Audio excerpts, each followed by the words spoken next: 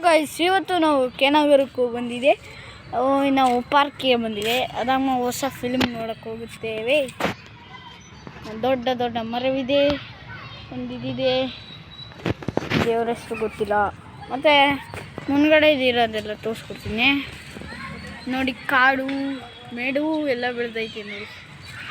ನೋಡಿ ನೋಡಿ ಎಷ್ಟು ಚೆನ್ನಾಗಿದೆ ಅಂದರೆ ವಾ ರಿಯಲ್ ಆಗಿ ನೇಚರಲ್ಲೇ ಬಂದ್ಬಿಟ್ಟಿದ್ದೀವಿ. ಇದೆ ನೋಡಿ ನೋಡಿ ನಮ್ಮ ಅಪ್ಪ ಅಮ್ಮ ಕೂತಾರೆ ನೋಡಿ.